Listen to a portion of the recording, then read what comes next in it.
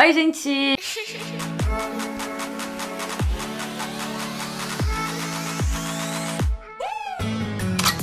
J'espère que vous allez bien. Aujourd'hui on se retrouve pour une nouvelle vidéo et on se retrouve pour la dernière vidéo de la semaine de JVDT. Je vais pas vous mentir, cette vidéo a failli ne pas voir le jour parce qu'on dirait pas, mais je suis méga malade.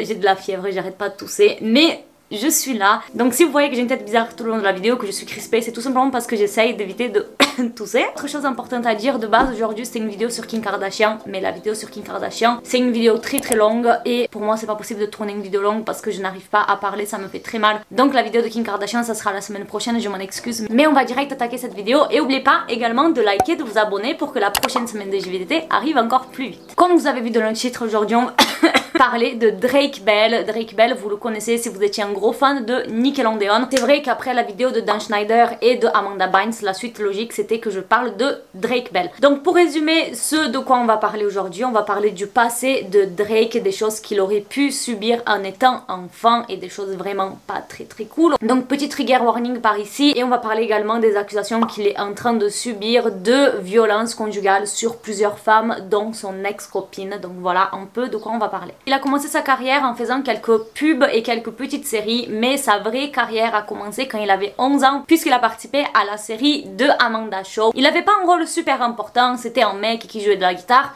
et un élève de la même classe d'Amanda si je me rappelle bien, mais il va quand même réussir à attirer l'attention du producteur Dan Schneider que vous connaissez déjà, puisqu'il va avoir sa propre série qui s'appelait Drake et Josh, que je pense vous connaissez, et si vous connaissez pas je suis vraiment désolée pour vous parce que c'était vraiment une des meilleures séries de Nickelodeon. Mais avant de vous parler de tout le reste, il faut que je vous parle de ce qu'il a pu se passer dans l'émission de Amanda Show avec Drake. Je vous ai déjà fait une vidéo sur ce que Amanda Bynes a traversé pendant de Amanda Show avec le producteur Dan Schneider. Il y a une vidéo sur Dan, il y a une vidéo sur Amanda Bynes. Il y a un compte Twitter qui est pas mal connu malgré qu'il n'ait pas beaucoup d'abonnés, je vous en ai parlé dans les vidéos précédentes, qui sert en fait à dénoncer plusieurs choses qui se sont passées dans la chaîne Nickelodeon. Donc les gens ils contactent ce compte et ce compte publie les témoignages d'une façon anonyme. Et il y a une personne qui a donné un témoignage qui concernerait peut-être Drake, des choses que Drake aurait vécues dans l'émission. La personne qui aurait abusé de cet enfant serait un producteur qui est gay, et on le sait, Dan n'est pas gay, Dan a vraiment un penchant pour les petites filles, pas du tout pour les petits garçons. Mais Dan avait un ami qui s'appelait Brian Peck qui a fini en prison parce qu'il aurait abusé de quelqu'un à l'intérieur d'un Nickelodeon. Le producteur Brian Peck a été arrêté et emprisonné pour attouchement sur mineur. Il a été accusé d'avoir agressé et essayé de sauter une fille de moins de 16 ans, de pénétration avec un objet et tout simplement avoir drogué une fille pour que cette fille lui fasse du sexe oral. Brian Peck a fait 16 mois de prison et ensuite il est ressorti. Il avait plus aucun droit d'être en contact avec des enfants, tout ça, mais ça comprenait pas le fait de travailler avec des enfants, ce qui est super tordu, je comprends pas c'est quoi cette loi. Et il a fini en étant embauché à Disney Channel et a travaillé dans la série Zack et Cody. Quand Brian Peck a fini en prison, personne ne savait qui était l'enfant en question parce qu'ils ont voulu garder l'anonymat pour protéger cet enfant puisqu'il avait entre 11 et 14 ans, on savait pas vraiment l'âge, donc la personne était très jeune. On n'en avait pas entendu trop parler de Brian Peck jusqu'à environ 2018. Il y a un documentaire qui est sorti qui s'appelle An Open Secret, qui a été un documentaire fait en dénonçant beaucoup de personnes et surtout des mecs crépis dans le monde d'Hollywood. Et dans ce documentaire, il y avait également Brian Peck. Et dans cette émission, justement, il confirme que Brian Peck a fini en prison parce qu'il avait fait des choses avec quelqu'un de Nickelodeon. Donc ça a été confirmé une fois de plus. Et que c'était un garçon. Donc c'est pour ça que les gens, pour eux,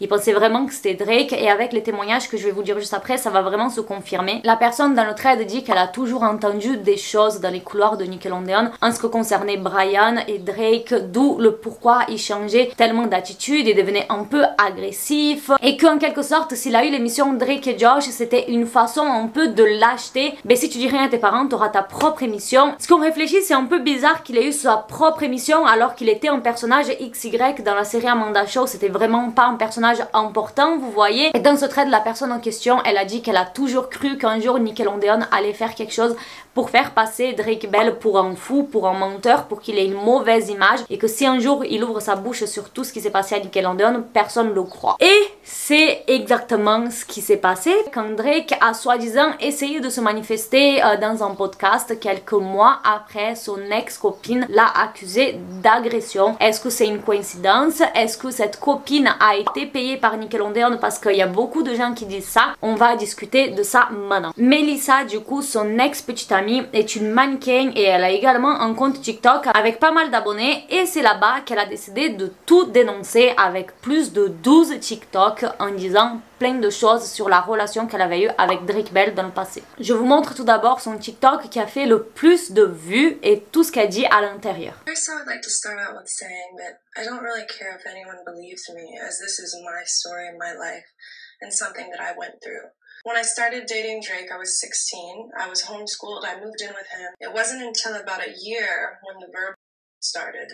Imagine the worst type of verb you could ever imagine, and that was what I got. It then turned into he dragged me down the stairs. My face hit every step on the way down. I have photos of this, but I'm scared. Donc on apprend qu'elle a souffert de violences verbales et physiques au point qu'il a fait débouler des escaliers. Et en quelque sorte, il y avait beaucoup de commentaires négatifs en disant qu'ils ne la croyaient pas. Donc Melissa s'est obligée de se justifier encore plus, d'où la raison pour laquelle elle va faire plus de 11 TikTok à ce sujet. Melissa, elle a partagé tout d'abord dans un TikTok un screen d'une conversation entre elle et sa meilleure amie, où elle se rappelle un peu les moments qu'il y a eu d'embrouille entre Melissa et Drake. Elle dit d'abord qu'elle se sent mal parce qu'elle a déballé tous ses TikTok et que la femme de Drake va sûrement tomber dessus, qu'elle est au courant de rien puisque Drake a une femme, et ça aussi on va parler à la fin parce qu'il y a beaucoup de mystères à ce tour. Elle rajoute aussi que Drake, il a essayé de parler à Melissa il y a environ quelques mois à peine, alors qu'il serait déjà fiancé et qu'il essayait de la draguer et qu'elle se sentait très très mal pour sa femme. Sa pote répond au message en se rappelant toutes les choses horribles que Drake a fait avec Melissa, comme par exemple une fois il a balancé dans une baignoire et l'a aspergé d'eau chaude, quand il avait pété un câble chez elle et qu'il avait cassé plein d'objets de valeur des antiquités, quand Melissa lui envoyait plein de photos en montrant ses bleus. Il y a eu également un autre TikTok où Melissa elle montre en papier comme si elle avait porté plainte, mais on n'arrive pas à voir dans le papier si c'était elle qui avait porté plainte ou quelqu'un d'autre en question, puisque Melissa va pas parler seulement de ce qu'elle a vécu, mais elle va commencer à partager le témoignage d'autres filles qui l'ont contactée suite à ce TikTok qui a vraiment percé. Beaucoup de gens continuaient à dire qu'elle mentait, qu'elle cherchait juste le buzz, que personne savait qui elle était, nanana. Et du coup Melissa va continuer à partager encore plus de choses, dont une page de son journal intime où il y a plein de larmes dessus, où elle parle de toutes ses embrouilles avec Drake, et elle finit par décider de poster une photo où on voit ses bleus. Et elle dit dans la description qu'elle décide de partager cette photo parce que quand elle était jeune, elle avait pas été mise en garde des violences conjugales, du fait que c'était pas normal que ton copain il te frappe, que ton copain t'insulte, et que pour elle c'est comme si c'était normal puisqu'un jour il était hyper mignon et un jour il était violent, et puis quelques heures après ça allait mieux, et que si elle postait tout ça, si elle dénonçait tout ça, c'était pour que les jeunes filles qui n'ont pas été au courant de tout ça comprennent qu'un mec ne doit jamais lever la main sur sa femme, sur sa copine. Elle finit sa phrase en disant: on doit faire comprendre à ces criminels qu'on ne tolérera pas ça et que leur action laisse des marques dans la vie d'une personne pour toujours. Elle dit que la photo date de 2008 et beaucoup de personnes l'ont demandé pourquoi on parlait que maintenant, sachant que leur relation s'est finie en 2008, on est en 2021. Et elle a dit qu'il lui a fallu au moins 5 ans pour sortir vraiment de cette relation. Elle a dû carrément porter plainte parce que Drake continue à venir chez elle, à la harceler, à la menacer. Et sur TikTok, pourquoi maintenant? Parce qu'elle avait sa petite communauté et qu'elle avait besoin de sortir tout ça et révéler la vérité à tout le monde. Et aussi dans le but de trouver d'autres possibles victimes, et Melissa a réussi puisque des centaines de filles vont la contacter. Il y a par exemple ce screen que vous voyez juste là, c'est l'échange de Drake Bell quand il avait 25 ans avec une fille de 14 ans en 2011. Donc je vais vous lire la conversation. Faut savoir que c'est un peu bizarre parce qu'en fait c'est une conversation version Twitter, mais avant, vous savez, il y en a peut-être qui n'ont pas connu ça, moi j'avais connu ça, on pouvait parler par SMS mais via Twitter, c'est-à-dire que tu parlais sur Twitter mais tu recevais les messages par SMS. C'est un peu bizarre, je sais. On voit Drake du coup qui envoie un message en parlant d'une des photos de cette fille en disant j'adorerais être au milieu de la photo, donc entre les deux filles. La fille lui répond nous aussi on adorerait. Imaginez, là c'est quand même des filles de 14 ans qui sont en train de parler à leur idole, on ne peut pas leur en vouloir de répondre comme ça. Elle est en train de parler à son idole. Drake, il est en train de profiter d'une fan, vous voyez. Drake répond tellement sexy, j'aimerais être au milieu en train de recevoir des bisous des deux. La fille répond oh t'aimerais ça. Ensuite il demande où les filles elles habitent, elles disent qu'elles habitent vers je sais pas où à New York et Drake va venir demander pour un trésor. J'ai dû biper le mot, pour en gros une relation, voilà, à 3 personnes. Alors que ce sont des filles de 14 ans et que lui il a 25 ans, donc interdit par la loi. Les filles répondent c'est vraiment Drake, puisqu'elles ont dû être choquées par la demande de Drake, parce que voilà, imaginez, t'es en train de parler à ton idole et ton idole demande de coucher avec toi plus ta pote. Je vais vraiment être démonétisée. Et Drake répond que oui, que c'est vraiment lui, et la fille répond je serai avec la fille de mes photos ce soir, tu devrais nous appeler ou nous FaceTime. Drake demande ça serait en FaceTime sans vêtements et la fille elle dit que oui. Il demande à quelle heure et il confirme que sera là et les filles disent vers environ 11h. Il rajoute j'ai hâte de vous voir vous deux sans rien, vous avez compris. Il demande le numéro de téléphone en question pour l'appel FaceTime plus tard. Les filles en question envoient leur numéro de téléphone et ça en reste là. La fille en question a dit qu'elles n'ont jamais parlé à Drake, que finalement il s'est jamais présenté à ce rendez-vous FaceTime, ce qui m'étonne pas vraiment parce que je pense que ça serait vraiment bête de sa part en étant une célébrité de se retrouver en FaceTime avec des filles de 14 ans puisque c'est très facile de filmer, c'est très facile de le mettre dans la sauce. Bien sûr d'autres filles se sont manifestées. Il y a une fille par exemple qui a envoyé un message du coup à Melissa en disant qu'elle était sortie avec Drake entre 2001 et 2005, donc quand elle avait environ 16 ans jusqu'à l'âge de 21 ans à peu près. Elle remercie Melissa de parler de tout ça parce qu'elle a jamais eu le courage, mais elle dit que Drake a toujours été très violent avec elle et que malheureusement elle a pas de preuves puisque toutes les preuves qu'elle avait, Drake a cassé tous ses téléphones en question. Elle dit que c'était un narcissique sociopathe très violent et qu'elle avait très peur de lui, même encore maintenant alors que leur relation s'est quand même finie en 2006. Quelques jours après, Paige, une ex de Drake Bell également, a contacté Melissa. Elle a dit qu'elle est sortie avec Drake pendant 5 ans juste après Melissa et qu'elle la soutient car elle aussi elle a vécu des choses horribles. Et Melissa a demandé si elle pouvait publier son histoire sur son TikTok comme elle avait fait avec les autres victimes et Paige a dit qu'elle avait encore très peur de Drake même si ça fait 7 ans que c'est fini. Il y a une autre fille qui a contacté Melissa en disant qu'elle pouvait confirmer que tout ce qu'elle disait c'était vrai puisque sa meilleure amie avait couché avec Drake quand elle avait seulement 15 ans et Drake en avait déjà 20. Et on sait que cette fille en question qui a contacté Melissa, elle dit la vérité puisqu'elle a envoyé un screen d'un message qu'elle avait envoyé à Drake il y a 2 ans en l'insultant, en disant que c'était un connard parce qu'il avait hyper maltraité sa pote en question. Le screen date d'il y a 2 ans, donc on sait que c'est vrai puisque c'est un screen qui date d'il y a 2 ans et pas un truc qui sort maintenant que tout le monde en parle. La fille en question dit à Melissa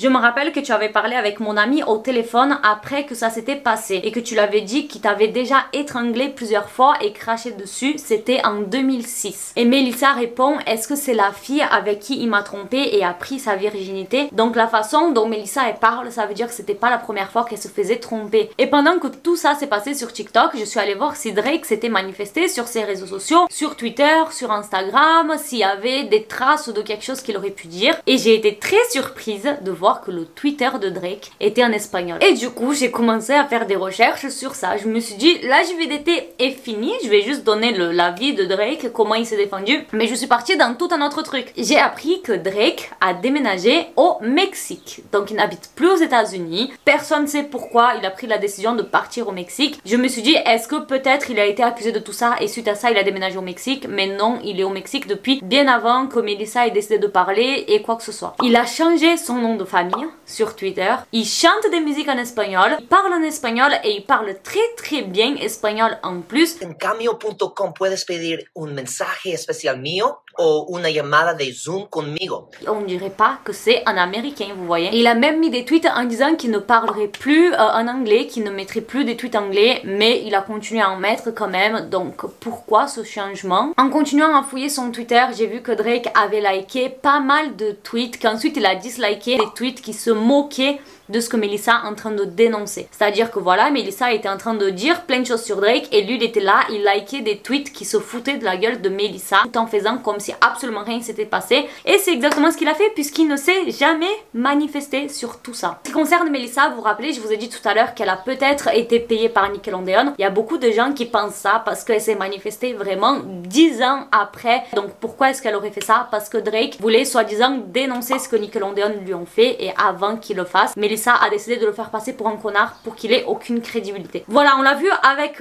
Johnny Depp et Amber qu'il faut pas toujours croire à la victime et c'est vrai que d'après les gens, Melissa n'a pas donné beaucoup de preuves mais d'un côté il y a beaucoup de filles qui sont venues se manifester également, donc une fois de plus. Autre chose un petit peu bizarre, je vous ai dit au début de la vidéo que Drake était fiancé, même marié, et sur TikTok il y a une fille qui a lancé une théorie comme quoi que Drake cherchait à cacher le fait qu'il était marié. Elle avait mis plusieurs extraits de photos, vidéos où Drake enlevait sa bague de mariage avant de se rendre en public. Donc quand il était dans la voiture, il avait sa bague et quand il sortait dans la rue, il n'avait plus sa bague. Donc les gens ils se sont questionnés pourquoi. Après, il y a beaucoup de gens qui veulent cacher leur relation, qui veulent pas afficher publiquement. Donc c'est peut-être le cas de Drake, peut-être qu'il veut juste pas dire qu'il est marié. Mais la petite chose bizarre, c'est que cette fille en question qui avait posté ce TikTok, avait posté son TikTok sur Twitter, qui avait vraiment viralisé c'est un mot français, qui avait buzzé. Et quelques heures après, elle a reçu un message du manager, pas vraiment le manager, le mec qui s'occupe des réseaux sociaux de Drake. Salut, ça serait gentil si tu pouvais supprimer le tweet sur Drake et Janet, merci beaucoup. Donc bon, est-ce qu'on peut dire que c'est quelque chose de bizarre? Est-ce qu'il veut juste garder sa relation discrète comme beaucoup de gens le font? C'est comme ça du coup que je vais finir cette JVDT puisqu'il y a eu des updates. Le 5 juin 2021, Drake Bell il a été